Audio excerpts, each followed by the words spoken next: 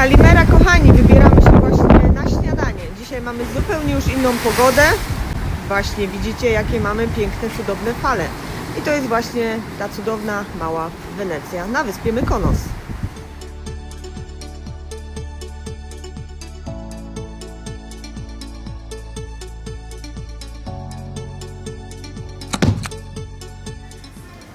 Przyszliśmy właśnie na śniadanko. O, do takiego sobie miejsca. I mamy dzisiaj towarzysza. Dzień dobry, Kalimera. A my dostaliśmy śniadanko.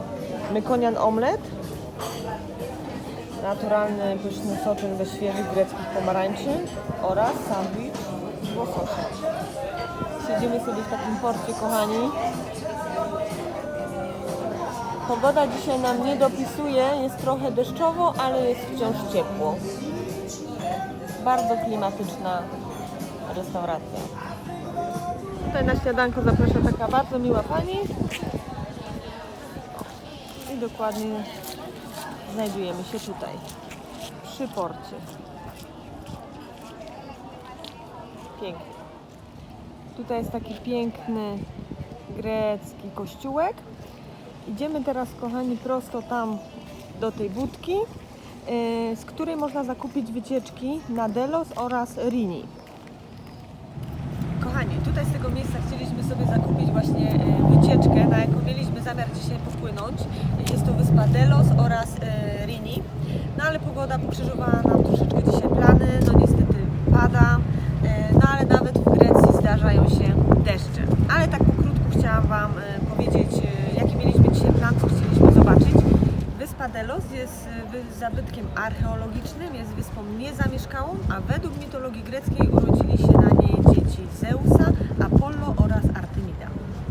Takim najbardziej charakterystycznym widokiem, z którym kojarzy się wyspa Delos, jest taras z marmurowymi lwami, które strzegły wejść do świątyni. Nie ukrywam, że trzeba interesować się takimi rzeczami, nie każdy lubi jednak taką formę zwiedzania. Drugą wyspą jest Rinia, położoną nieopodal wyspy Delos. Mieliśmy plan, ale jak już wspomniałam, pogoda pokrzyżowała dzisiaj na mnie. Mieliśmy plany troszeczkę poplażować oraz posnurkować. Chciałam Wam tak pokrótce powiedzieć o cenach. Na wyspę Delos, kochani, popłyniemy już za 20 euro osoba w dwie strony, ale to jest tylko sam prom. Wejście w punkt archeologiczny na wyspie to jest 12 euro za osobę.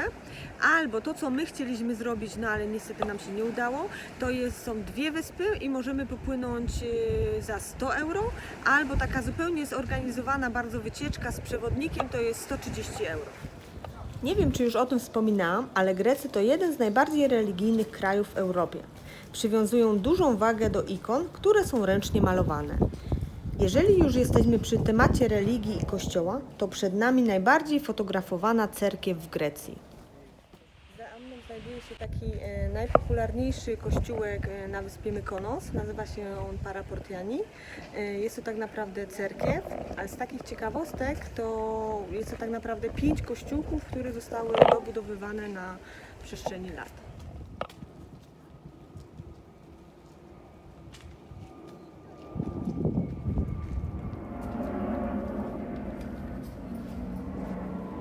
Za tym kościółkiem jest bardzo znana restauracja Kastros. Nie należy ona jednak do najtańszych, ale przechodząc wąskim przejściem między stolikami możemy dostać się do morza. Stąd z pobliskich skałek jest wspaniały widok na małą Wenecję oraz wiatraki.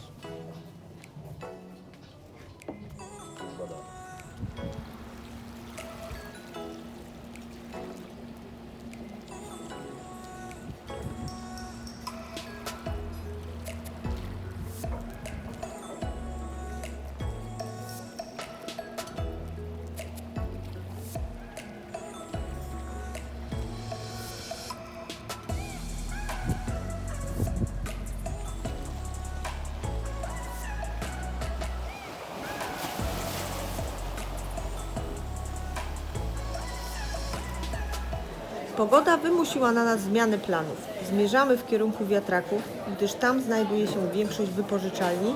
Zobaczymy, jakie mają ceny i może na co się zdecydujemy.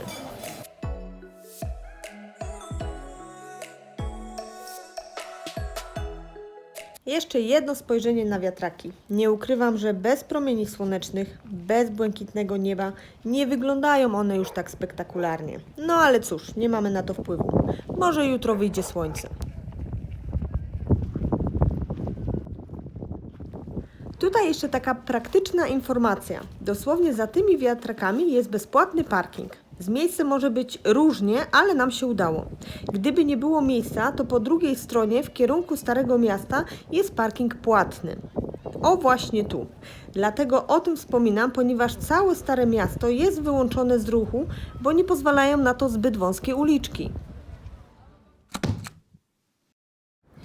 Na dzisiejszy dzień jako środek transportu wybraliśmy sobie takiego quada. Zapłaciliśmy za niego 20 euro. Wydaje mi się, że ta cena jest jednak zaniżona, ponieważ no wiadomo jaki mamy w tym momencie czas i jesteśmy jednak trochę po sezonie.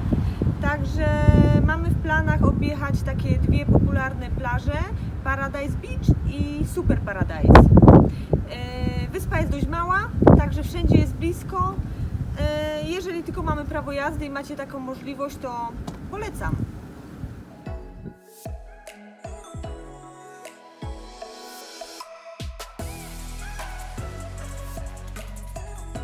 Po drodze zatrzymaliśmy się przy kaktusach, a dokładniej przy opuncji, ponieważ jej owoce są jadalne, bardzo mięsiste.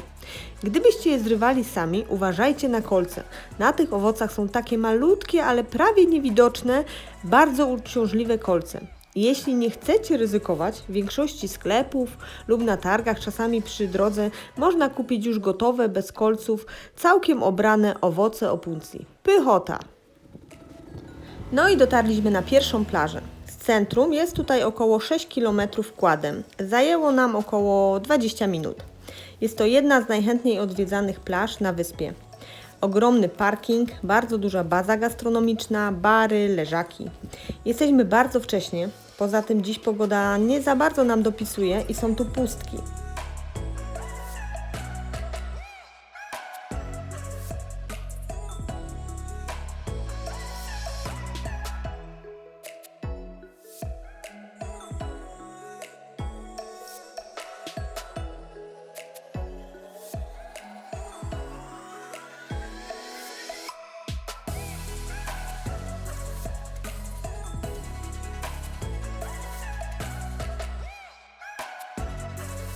Teraz jesteśmy przy jednym z najsłynniejszych barów Tropicana Beach Bar.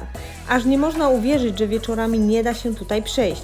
Jedyny ślad po tych imprezach w tym momencie to ten stos butelek, ładnie poukładanych przy wejściu. Aż ciężko ująć to słowami, co tutaj się dzieje wieczorami. Są naprawdę grube imprezy. Zobaczcie sami.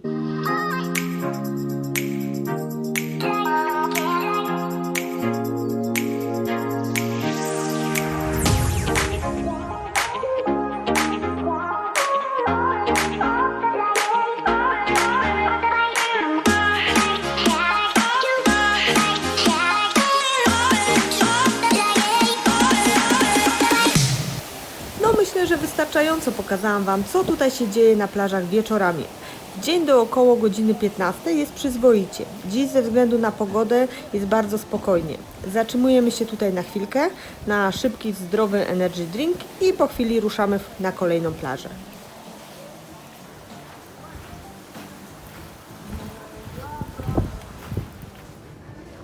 Ceny takich soków, energy drinków są to od 4,5 euro do 8 euro. No nic, trochę się przejaśniło, przybyło również trochę osób, ale wciąż jest bardzo spokojnie. A my wybieramy się na kolejną plażę.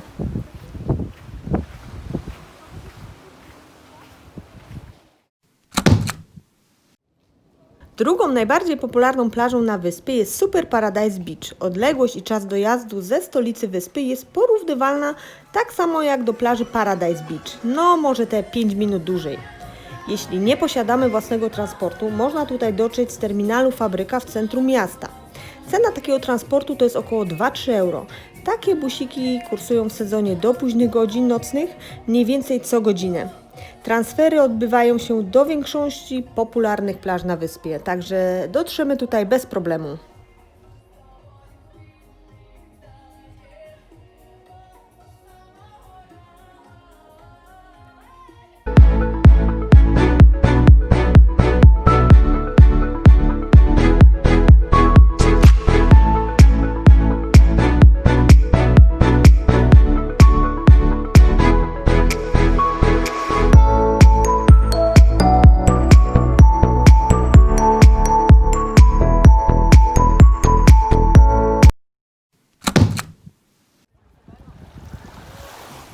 Ostatnią plażę, którą chcę Wam pokazać, to Ornos Beach. Jest to jedna z najbliżej położonych plaż od stolicy wyspy z całą infrastrukturą turystyczną.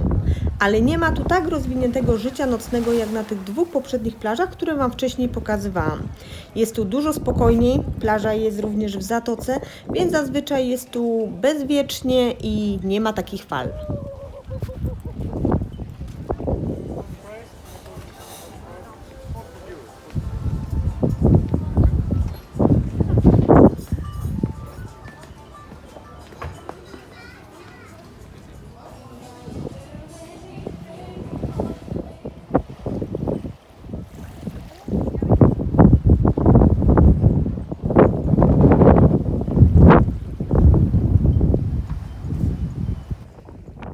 Zbieramy się z plaży, zmierzamy w kierunku stolicy wyspy, a po drodze mijamy takie widoki.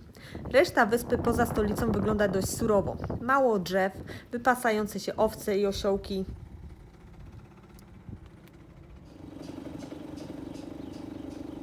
Jest to nasz przedostatni dzień na wyspie Mykonos, ale chcę Was jeszcze zabrać w jedno miejsce. Jest to mega fajny bar z przepięknym widokiem na zachód słońca. Zapomniałam o tym wspomnieć w pierwszym filmiku z Mykonos, ale naprawdę warto się tam udać. To jest takie must see.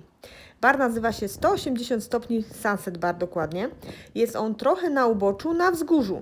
Potrzeba około 15-20 minut spacerkiem, żeby się tam dostać. No chyba, że ktoś weźmie taksówkę. Ale naprawdę warto. Jest to mega instagramowe miejsce. Co prawda nie należy do najtańszych, ale widoki są nieziemskie. Zobaczcie sami.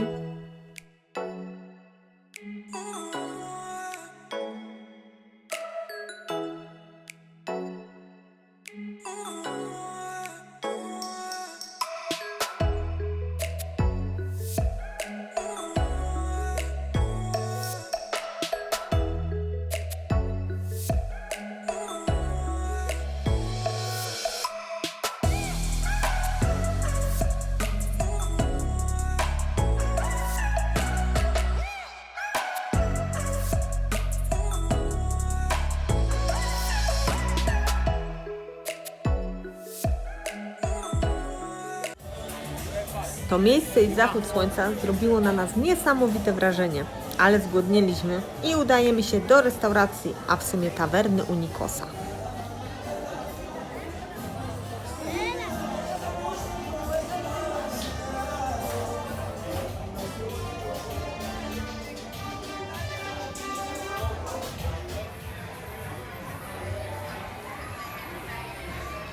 Jesteśmy już na miejscu. Zawsze wieczorami jest tu bardzo dużo ludzi. Oznacza to, że musi być tu chyba faktycznie smacznie.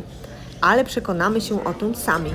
Przyszły nam już pyszne greckie przystawki. To jest cukinia grillowana, sałatka z bakłażana oraz grillowane warzywa. Dla mnie pyszna fasolka w sosie pomidorowym oraz grillowany kalamar. Jedzenie było naprawdę dobre i ceny również, jak na Mykonos, były bardzo przystępne. Ale na ostatni dzisiejszy wieczór udajemy się do Małej Wenecji na piwko. I przy takiej greckiej muzyce żegnamy się z Wami dzisiejszego dnia.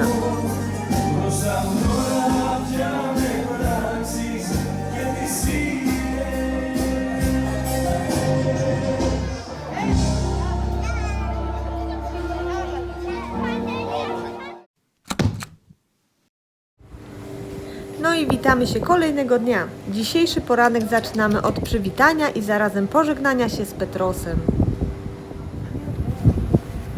Dzień dobry. Zobaczcie, kogo spotkaliśmy znowu. Nasz pelikan Petros. Przecież on jest cudowny. Zauważyłam, że zawsze przychodzi tutaj w to samo miejsce. Chyba muszą go tu dobrze karmić. Nie? Cześć! Niestety dzisiaj musimy już opuścić wyspę Mykonos, a pogoda jest tak przepiękna i chcemy jeszcze wykorzystać trochę tego dnia, który nam pozostał, na spacerowanie po Starym Mieście i zakup jakichś pamiątek.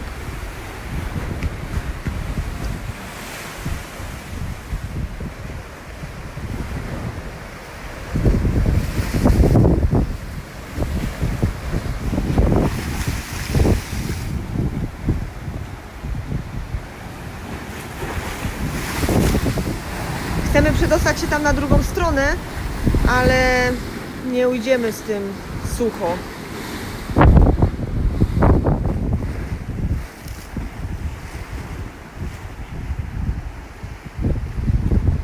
Czas na podsumowanie wyspy Mykonos. Wyspa nie jest za duża. Tak naprawdę poza stolicą wyspy, która jest naprawdę urocza, nie ma tutaj jakichś innych atrakcji. Posiada za to naprawdę dużo piaszczystych, zorganizowanych plaż ze znanymi barami i dyskotekami. Dlatego utarło się tutaj takie powiedzenie, że jest to grecka Ibiza, która nigdy nie zasypia. Na wyspie brakowało mi trochę takiej greckiej, specyficznej atmosfery spokoju.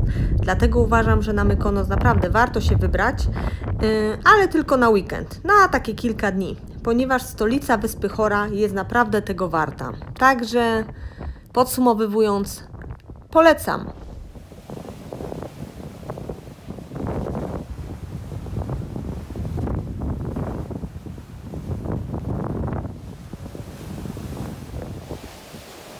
Dziękuję za wytrwałość i obejrzenie odcinka do końca.